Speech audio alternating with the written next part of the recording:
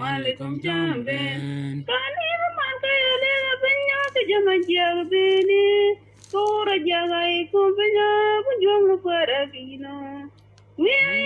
malikum jamben moja jino komla ben man malikum jamben malikum jamben moja jino komla ben man malikum jamben malikum jamben moja jino komla ben man malikum jamben Rana yang masuk yang para kino Rana yang man malikum jamben moja jino komla ben man malikum jamben Kali the mal kali the pen ke ora jaga pen ke jaga dong pen dong ko pen malikum jamben moja jino komla ben man malikum jamben malikum jamben moja jino komla ben man malikum jamben ia mal ke kom jamben ia mal ke kom jam maga jojo ben jamai joji ben ia mal gen ama ina e ka lo jam maga ni wo ba posh dogo yin ke bol kanyini mena a ben won boli kanyigi maga ni ba posh dogo yin ke pa madro mi mena nyugo go yin ke be de mi won ba posh dogo yin ke bere tiam mene nyinyo do yin ke de shang ben ke be de wan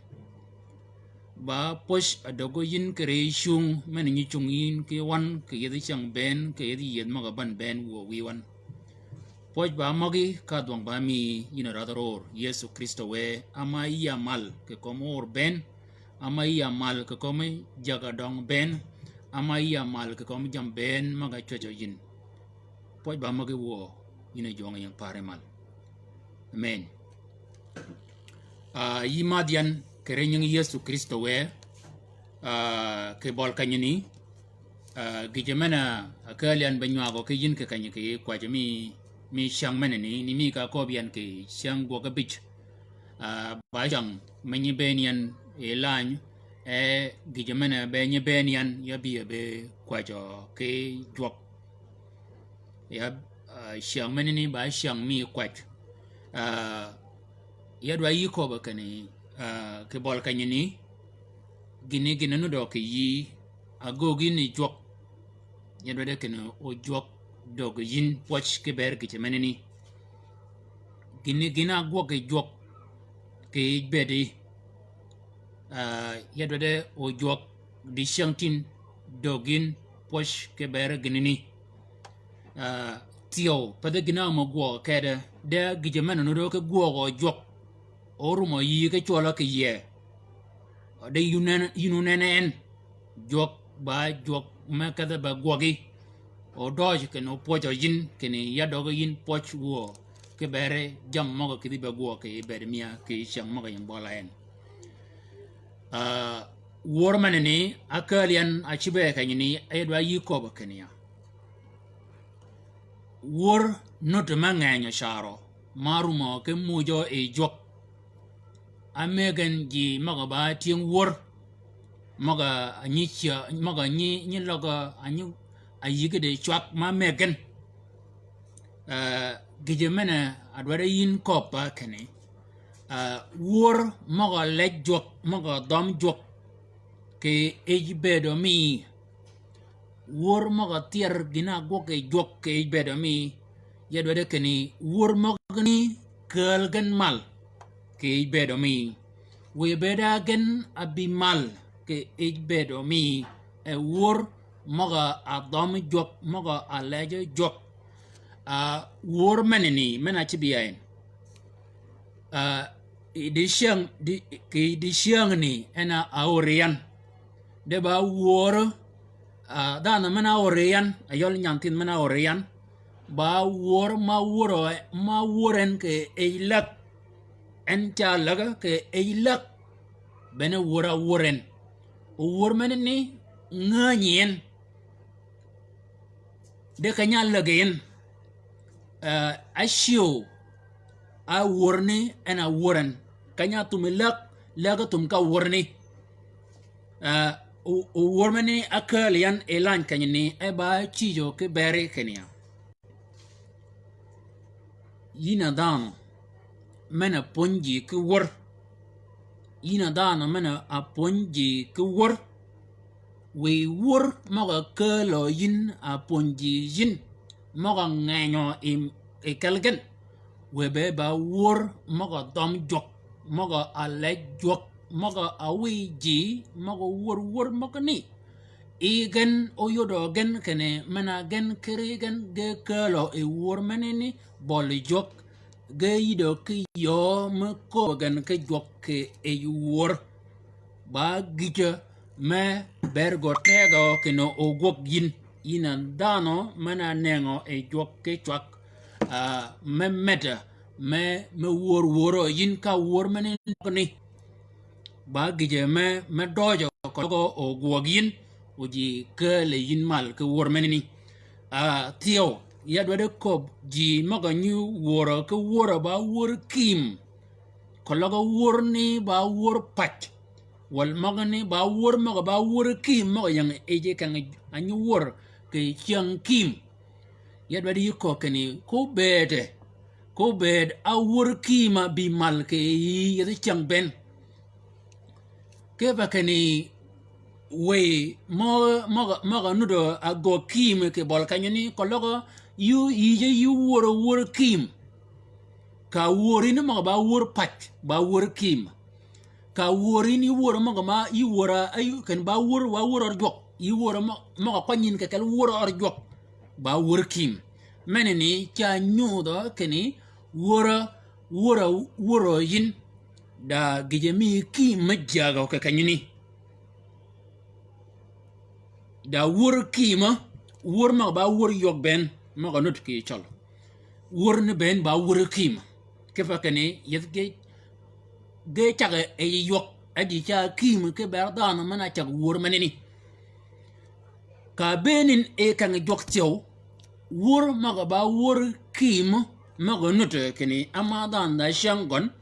wor maga ba wor kim ke or jok ge chaga ke bol kanya bere jange ji yange e kim wor kim ben chung wor kim ke pakane yi chol e jok ke pakane oji maga yang e kim ge kali wok ke e kim manini de ko logo yoda yina a wor kima o woro yin ke yide ji me yang e kima anga agogo yin ke bere ji mogni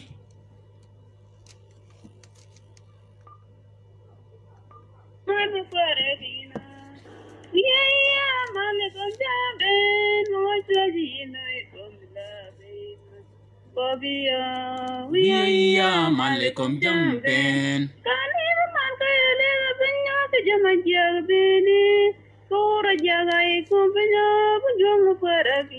bong jong ma pare ke yin malekum jamben mo jaji no komla ben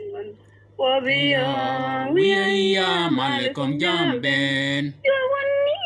malekum jamben mo jaji no komla ben ya malekum jamben ya malekum jamben mo jaji no komla ben ya malekum jamben Rana yang mal jong para kino rana yang mal bong jong ma pare ke yin mga chaji nai komla ben ya malekum jamben kali man ga ya le ben ora jag beni ora jag ben dangai ko ke jaga dong Juang kompeng parakin. bong jog ma pare ke yin Malikum jambin, magacha jina isumila benwan. Pobia, ya malikum. Tabaya malikum jambin, magacha jina isumila benwan. Kwami, ya malikum jambin. wanya mena o de jama berga kwa jwa ke bol kanyini ba wanya mena yang tial malmi Samuel wanya mena malmi Samuel ula kwan maganya ga dadar piera dak wida kel orang o chaga wakirang ke kwan maganya ngatan abidak gide piera wida adak e kanyini luob mana yang kanyini ba luob makobo ke chianga tawe e jala chola shawil ayola rot shaw rot shawil kanya nagi ke ilin e anage chianga ni ka watu gon kiel wada dag ben anake gon kiel o da me giro tio numanaga e ka maga dong ke da me e ga tai dana yang ke ayelare dana yang ayelare ayele wegon atmigan apad nyolgon apad bangdan marum kene mana delerot kalen bangdan marum kene del wot mana apad go kalen ada wiga penken nyolon egum to tienga nyagan tio e gije mena lunyo gen ke guogo ba ken gedo kajagen de e mola kielo mol mi changa kiele ge duok ayole daja mi tieng Palestine ge duok belito ji magato ge bedadi e kanya duok gen e ada yur gen ke watugon e ge ba ge yanga kale ji magato iya ngo gen ke kwan maga nyinga tona abi ngwen e ke bol kanyuni e da wi at meno ngolgen e ngolgen ke pil e ka wi at kal e ka wi at menini kal e ka kal ka kida mire Palestine ben enyu de kida ben yude jiben قال وأرسلوا إلى أرض فلسطين في كل جهة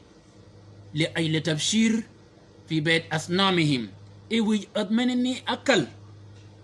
إيو أنيو دي جيبين أو كل تيو أو كذغن إيه كاجي جوك ميكن إيه كان جوك ميكن كيبا كان يجدا يه كان تيا منا تيا مغن باكن تيا منني أميغن إيه جوكن كبang menini gina goga tiyo del earth kira kan ka gur doro mi kal o uneno jiben de tiang pat metwala yabish tiang pat menini kanya lingen ke mena earth kira ataw len ko wadgon o del gon akal o del gon agur dor mi kal o wijigon akal akid e wijigon gaga pila mi gon akal akid e ot mi jogi ting jini ango gogo e jini e ting panya chola ya bish ge dot yaga ba jodo ke panani yaga ba jodo ena ba ko gama kulu zo basin yaga ba jodo ke pajmenini e ge kat e ka go chat e gina ayigen ke gog ba ken ge ka ba dwa del at menini ke e pat manini e ka ga ka del at kalgan ka kidge potgen ayol pana wala ya bish e ke kunini e ka del at manini go robo gan ka mach e ka chu at e ka go kunge pen ka tayat ke pa gan e ka rege tun gan ke changa biriyo manini ba ge mana chub ki bere jal dong ayol shawil ayol earth shawil kwab mogni ge kelo yan ka pango ke kanyuni o apango akelegan o ganywa ge ki na mogni o ngoti o ge ba mogato ge mana a bergin akelegan ke kanyuni ba kene yad wada koba ji nut ma ba wero ki mero di shantin nyol gan wada gan ai gan e jam mogni aber e ba dwado e wada gan aber e ba dwado nyol gan de gen ai nyol ga kajini o ka kanyini gina chuba na ba kene nyol ni mogni gedalo ke pot ayoda nyol mogni gana reñ jala ni jala chola shawele kanyini wad gon gana dak go piejen ke ka yelin ongo wad go mogni pedegin genu du ye ke gina agogo weekend genu du ye ke beneni gijemeni nu du ye gen de weekend abere cha die ken nyaw wad ni benegen o kwanya lawni genu kwanya lawgon ko logo bi ko to bene akal gin ke kajeling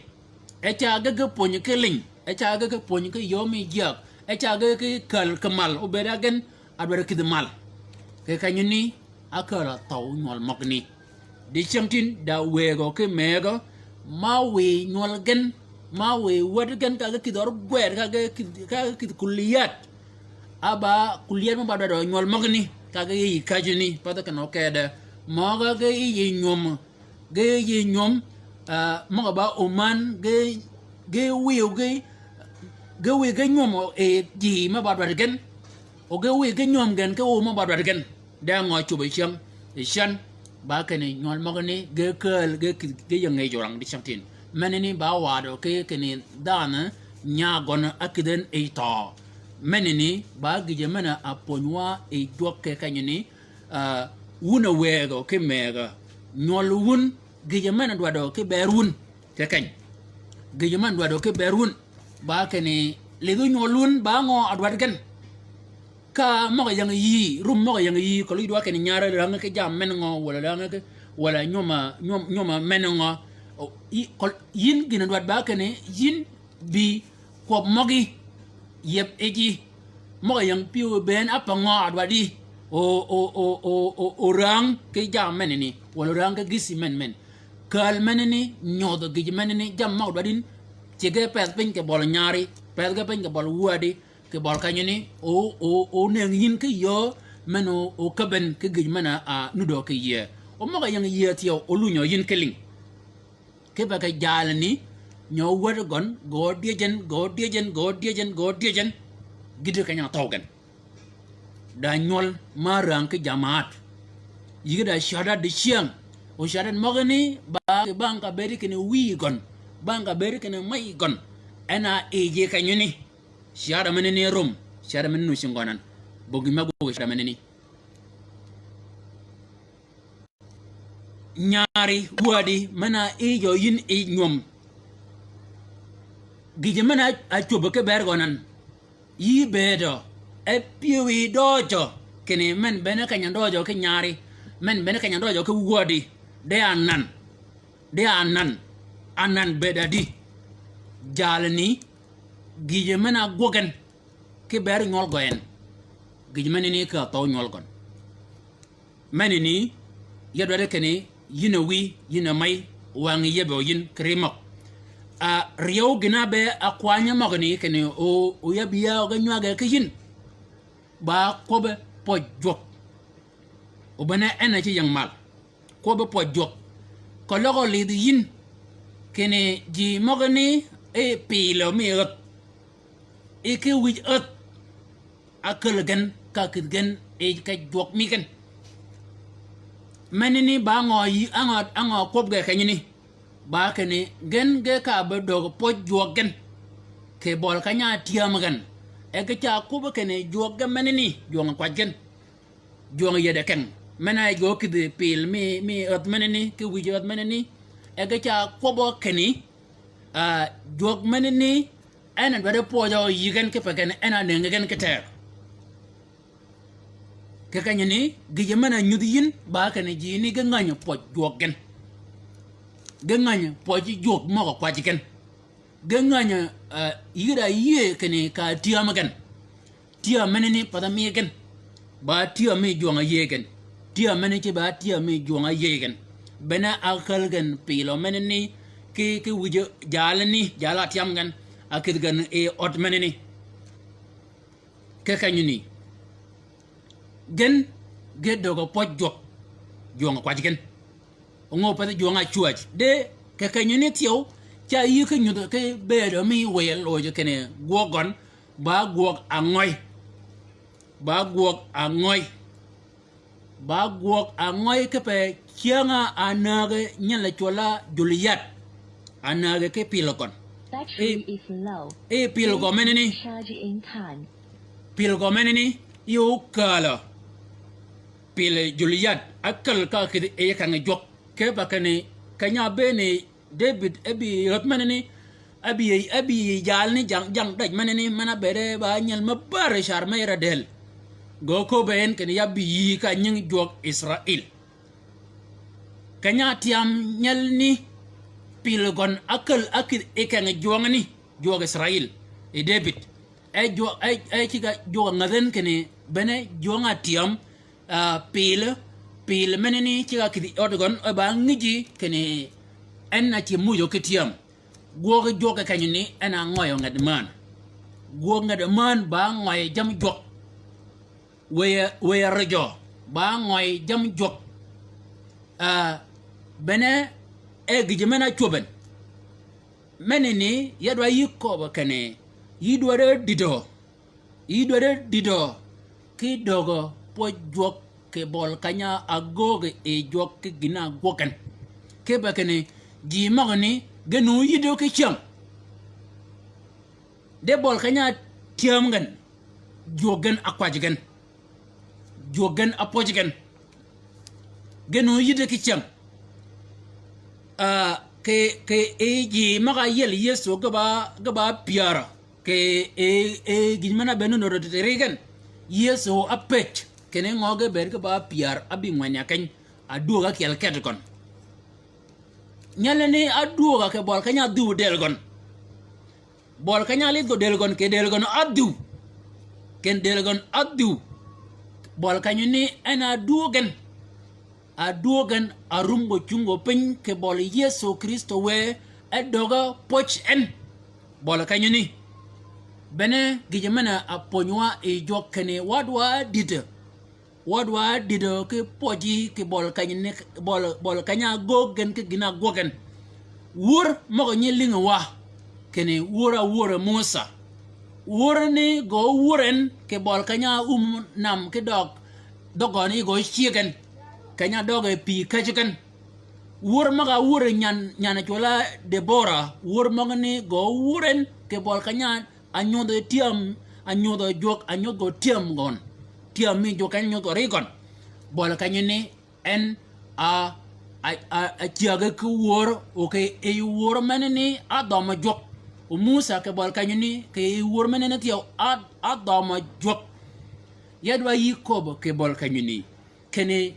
poje ko bine yin o genenye ko bo ya kene mena poje kirigen ko bine yin yugo bino ke poch yugo ko ba kene we ya timian ke ba kene o jogo pojan pojok ke bol kanya a gogo yin ke bol kanya a gogen bene bol kanya ber kene o jok ke bol kanya ne dogi poch poje ko binin poch ko bino e yin ke bakane poje ka bini yijo ga jam poch moga de bi mene wuode mene ko ba yike kanke ko poch nyala nyola ba chuo ke e mai kon kianga yeli a yeb nyingo ga Yeso ke bol kanyini kanya wum gan ke Yeso bol kanyini chat ena dogo poch Yesu Kristo we yadwadi yikob ina omia ina nyemia manut ke yan ke lan kanyini jam magir ni magogo joke bedo mi jam magir ni magogo joke bere jimaga kiel daji ma ber gina kwaje yin ke jok ka jok kada ba goke bede ken da jam yi kwaje joke beri ka jogo gogo ke giben ke bedo mi de do yiko kene ke jam mong ni ben poj ko binin kere jam mong ni ben poj ko binoyin achanga gijeme bedo dingo au gogo jok ko logo nene ke neni kene ba gi pin manok ba nok ke ne jok ke fa kene agwo ga mana jok kere dogo po jok ke bol kanya gogi jok dogo po jok ke bol kanya gogi jok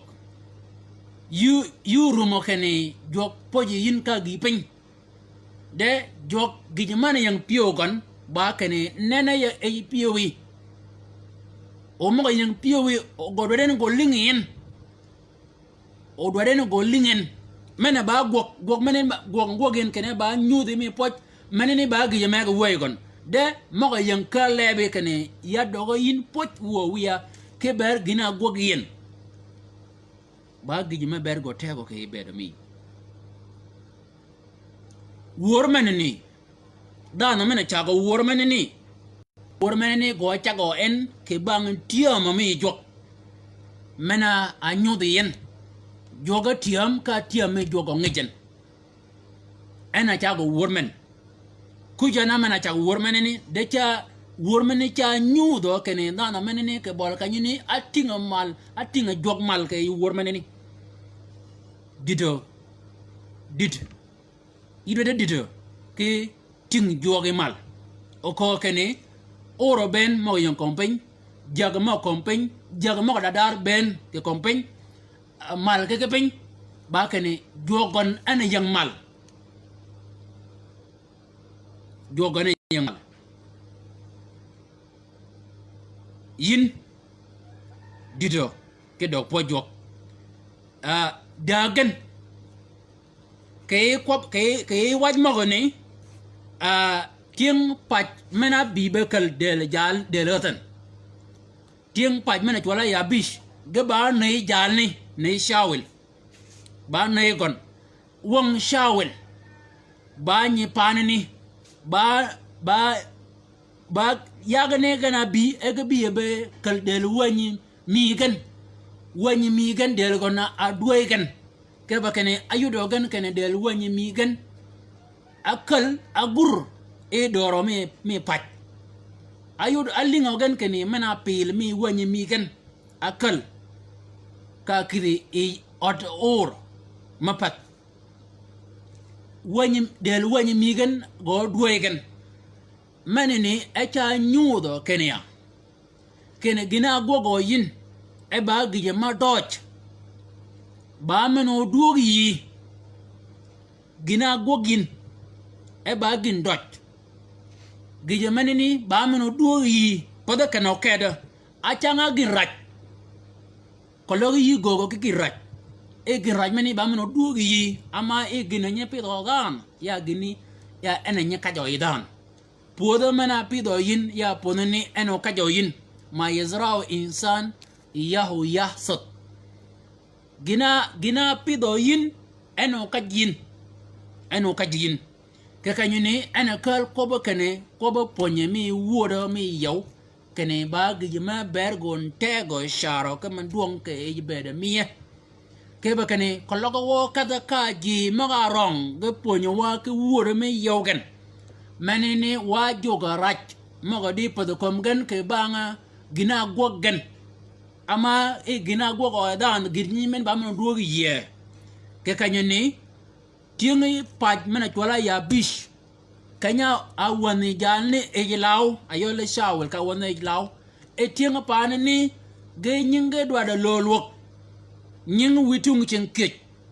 ado da lolwok e nying e tinga poda meg ma chekagen e dware gini chir jala chola shawel enakat ayel neigon ke bang rach mana dwa podo komgen nego mogoni gena bianan akal delkon gindo mena goga neigon gini duogi ye ke kanyini wan jokka ko ba kane gina gogo yin ba meno duogi yi gina gogo yin e gijmanene ba menu o duogi yi do duogi yi ka medegen wolo duogi yi ka rajigen en kologi yi goga gin maraj bi Yesu Kristo we ke fa ko kani e yirumi mena rumuji e uruma e yirumi menini e yirumi menini e yirumi mena rumuji yin e yuruma rejigon bena ka akobo yesu kene biu yikon ki eje gina pa dawun en o jogo jam mana ba ngwen gan ba ko bo lugudan ko mo jok ji maga nyilu kom gan jok ke kanyene jok cha nyudo kene ango nyolo e lugudan ko mo gan ko lo gara da no mu lukom go jok ango nyolo e lukom jok jale ni chianga bene e ilao ashama gicham mana achama en ke ilol jok ke bude jal tong nyele chola Samuel gicham mi kwero mena gogen ena igon achama e gatmaneni jalni ke ijaga mi gon kom gon aluga jok ji maka tage ke pot go abede gin o mano ye abede go o modo ye abede gin go chiga de jepin ba ka rang ke gwed mi jalni e anani ma ke idan men li de tek dan men li de tek e ni chiga kalen o de jepin ba do de ji matage ke pot me ba do de ji matagi ke pot mi kon men gina gogen ke de ba kene tienga ba tien ko be jok anago ki ji ma kwan gan ba pera bi dep wi da bich anagayen e tien ko be jok maga ba tien ko be jok ke kanyini ji maga tagi gordo jepin o ji maga ba tien ko be jok gor anagen ke chan e jalni kanga bere nudo ki kada beling e kada gol nyada yap ngan ba harafa e nyada yat menini ayur yeda wat ma piden ni kanya pido chol ki jimo da go ga ba ban awang ban ni cha pido da man ba go ba ban ni cha pido ka wat men ngalen e nyada yanani ngana ba haraf mene e berda wad me piden wana piden nyada yad meneni ke shiangane ya wane ena angalo nyada yad meneni yingon ena cham anani akado e anani akaden e chiama gol nyada yad apoden tingi me goga ke yap adnage jini ke kanyini jok chaji ke kobo kane komun ko lugu yan ke pakane bawun orang bawun o go ke jamarji komi ko lugo yin jok yigo kada e yamana ke jok ena kobo yeso kane chami yeso ko kene ba kidu e ngano podo ko kenene ngole na dul e ngano ko podo kinini mode mat ngano ko podo kinini e mode mat ke kanyini ko mo ne ga cha wa ke nyude keni yigo kad e yemano ke jok podo keno kede komi ko lugi jok gina kedi jok ko gogo yin yigo kad kata wuji o gina ke de yin yikat ba gogi manene ba gije mana akobi ni jokkene anga anye nyolo e kobo ka lugudan komgon en anga anye nyolo ban jokke dan umana chango banyino a changa yuko kene chingyo dojin wala chingyo lengin wala komyo lugien kiangane kanyo benen yika kunden ni wajo eting dong kene ke kaleji maga a chwagenya twit awang e ba juok ka ben ga dwara to e ka ben ga dwara to a juok ka ben a juok dwara to e ka bol ka ni cha chege tong e ji maga tiden ji maga nagan ke ba ni ji maga ba tien kala kalgan ji ke be ba juok ke bol ka ni ka ben a juok dwara chege tong men bol ka na gi ke ba ka ni ji cha wen e goch ke ka ni yadwa yiko bakane achanga chingi ulungi chingi olenga yin achanga komi ulugi jok achanga ekanga jogo kijo yin achanga kobo jogo banyo yin dagi jimenut men ko kijo yin Yesu Kristo we ko kijo yin ko kijin dodge kene oyibi yikon kanga be yino inen o nywak mi wun be yanga kelke gon o yin tiang o kadin kundien yu kada ka mun da mero ke gon ayi ba kada ba gon ayi ba kada ba chai bijigen wacha mu kanyini wakada ba kwaji jok bijigen ke kany ba koba konya ba konya nani yo mana konya nani pada yo mana konya oro ke tiang Israel pada yo mana ko nya tiang Israel ba ke dana ko logo o to dilgon be yo o di tiang akela ba kero yigen dali da nga chu ba ke dele menini akal agur e dormi kal dormi mi kal e delet yo akon jalini pada yo mede duang mede mat de ba kene e del gon nudo ko nya penye kon nudo ko a penye Israel akunya penye panegen o ko nya tayap akunya penye panegen o ko nya tayap o yo akunya tiyo ba kene e del gon ci garaba ka mat o tieng Israel bong dan me del me ko mat mong ne ben ge bet e ga ba ngiji kene komi kulugo yin jok komi kulugin jok bene ge mana akobi ne jok kanyeni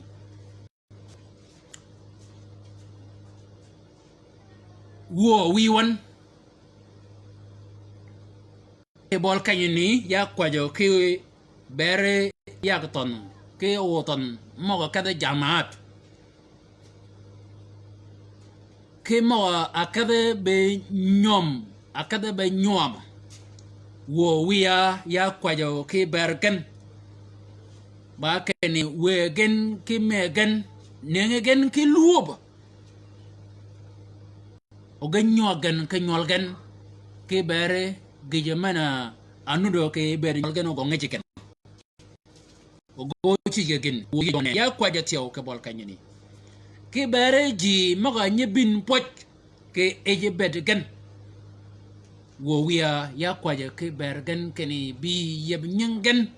kere magni yiko ke mana tiang kompen tiang kujin ganye bere ke tilma gine na keni wodga pel ke bol tiang ayye benen wo wi wonde chantin daji meno de magogo yin ke jam modoji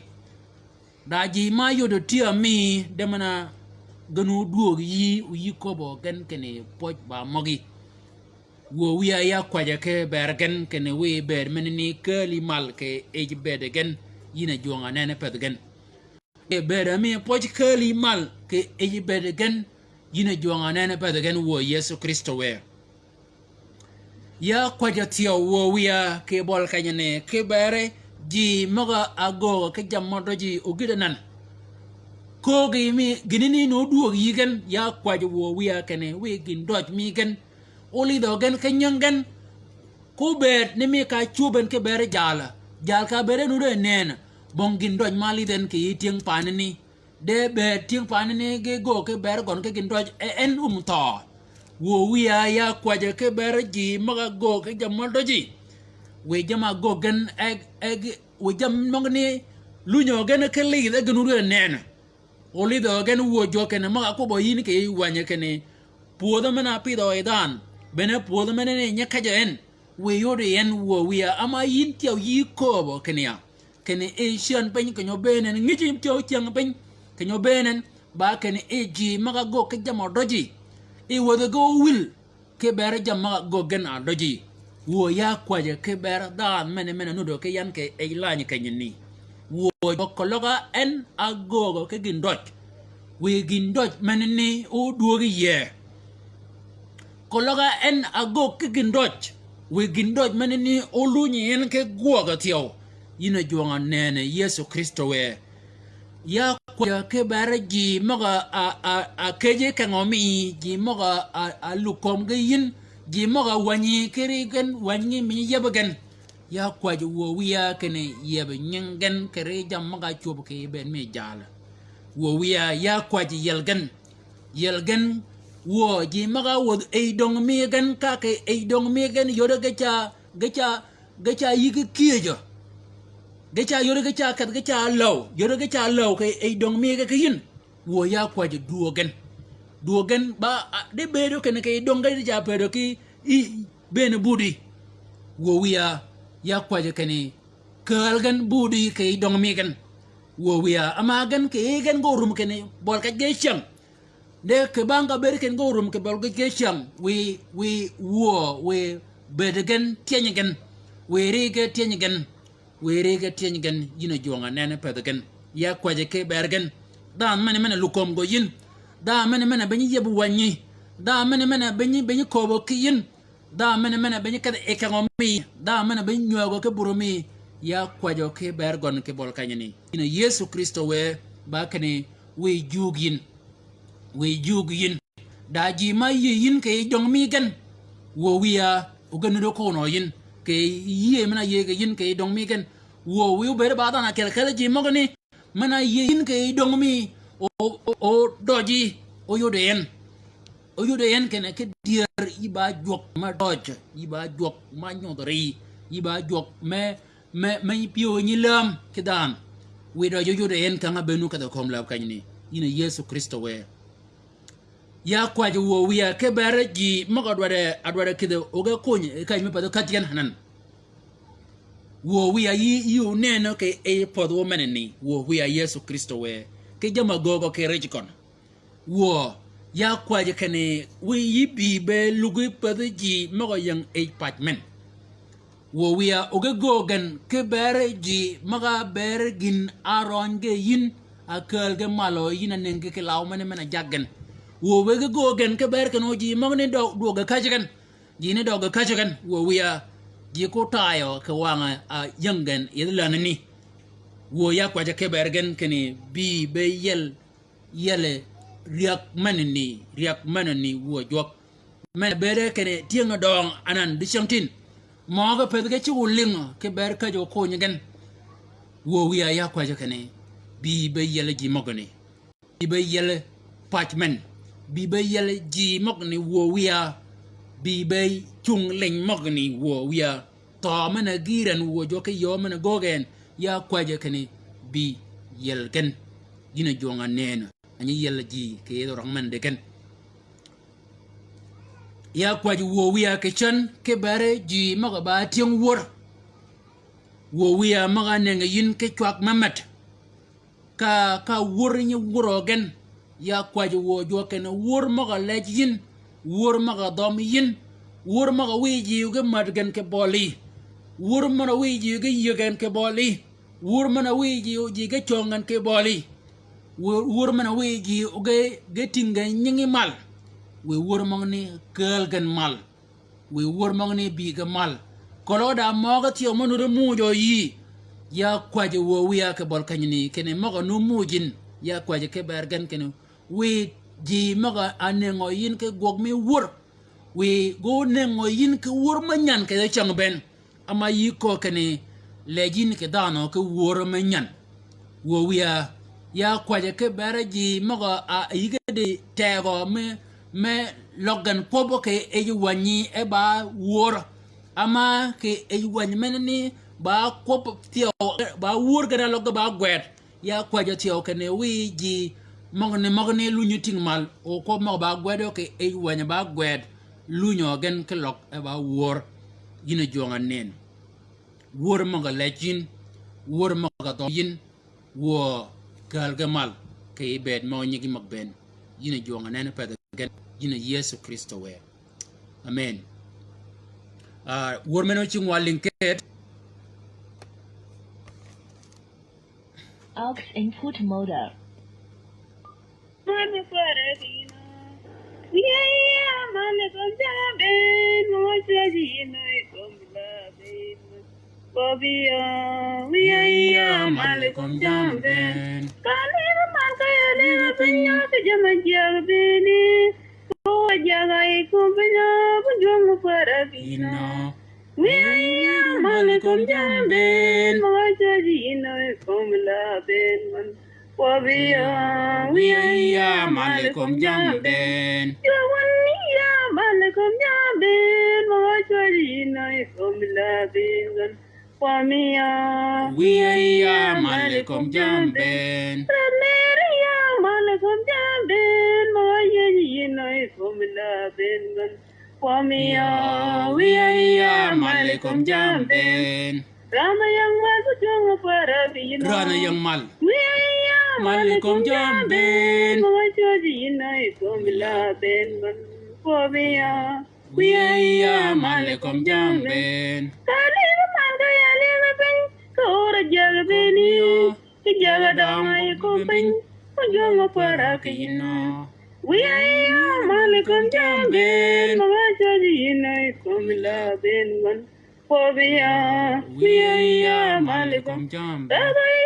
Malcolm Jambin, Mochadina, Comlabin, Kwami, we are Malcolm Jambin. Kologo yida war, kologo yida war, maba war le jok, war dom nyangi jok, war kala je bol jok, war magani orgayan ke WhatsApp mia, orgayan ke messenger mia. Go kal mala jok ke yo men romen kepe war men ni aurian idi siang ni e ba da na ma enna shi ya ke gonyo kene cha ya ke ko kene da lak ma lagan ni kanya waj go lagani o chog lag mo ni ge choka war akobe ya yin war mena war yin orian modi o war men ni linga yan kepe kanyo linga war men ni yo konyen ke nyo ke yo de gi mana a hi ke lak bango anga wanga magani ana war men gore yan ke messenger e ba chwak ni mi ka lingwen yadwa yi ko kane jok yed mo gogan ba yed ma ban shar de dwade keno nyingo lechin dwade keno nyingo lechin kolo da war men do yi orgayan kolo da war men do yi changa ba chwagi pa da war ma pur ka tom kadagen kolo da me ma chi ina chi ke cha ga tio e ba war ma le jok war men ni orian war